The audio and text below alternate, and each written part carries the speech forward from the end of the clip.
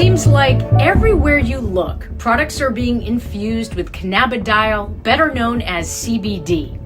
You can buy CBD oils, extracts, juices, creams, soaps, candies, and even CBD for your pets. It's being advertised as a natural cure for a wide variety of health issues, but what exactly is it? Hi, my name is Dr. Lita Gisela, and I'm a doctor of acupuncture and oriental medicine. I did my capstone on the therapeutic implications of cannabis because after learning about the wide variety of benefits that CBD has, I knew I wanted to learn more. CBD is one of a couple hundred chemical compounds found naturally in the cannabis plant. But the question is, how does CBD work? Well, a lot of different ways. So I'm going to summarize the biggest effects in the body so you can really understand.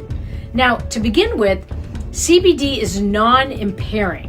A lot of people say it's non-psychoactive, but that's actually not truly accurate, because if it can reduce anxiety or if it can reduce or improve mood, then it's having an effect on one's psychology, but it's not going to cause any impairment. So very rarely would we ever see anyone be affected by CBD in a way that would impair their function. The second one, most of us have heard that CBD is an anticonvulsant. It has anti-epileptic properties, and that's actually the only indication right now for the FDA-approved CBD medication. The third biggest effect on the body, it's anti-inflammatory via many mechanisms of action. It's anti-analgesic, so it can reduce pain. It's antioxidant, which means it combats free radicals and the damage they cause in your body. A lesser known effect of CBD would be anti-fibrotic. So in many cases where CBD has been studied, whether it's in the organs or on the skin, it demonstrated anti-scarring effects, otherwise known as anti-fibrosis effects. Amazing.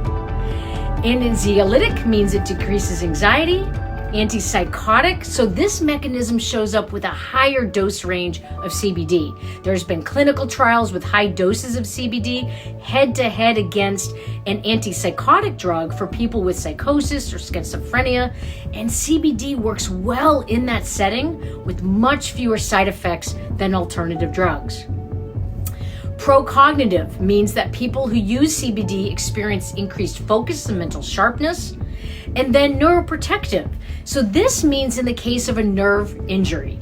So whether it's an acute injury like a stroke or a hypoxic injury, hypoxic just means there's no oxygen getting to the tissues.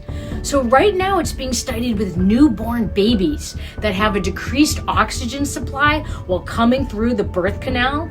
So whether it's an acute injury like that or a more slow chronic nerve injury like dementia or multiple sclerosis, any of these neurodegenerative conditions, CBD can protect the nerves and help them heal and prevent further damage. So one thing I want to say is research shows us that CBD is not just relieving temporarily symptoms, okay? It's also working on our neuroplasticity, which is our brain's ability to make changes, make new connections. Every time we learn something new, we make a new connection. So every time we heal from a stroke or heal from a neurological injury, there's millions of new connections being made. And as we age, for a number of reasons, our brains and our neuroplastic capacity becomes less plastic, more rigid. So I think having something, CBD, that can have this prolonged effect and actually allow people to change their patterns of thought, change their patterns of behavior. This is what we all really need, and to not just temporarily relieve symptoms. I hope that this gives you a better understanding of what CBD is. Thanks for tuning in.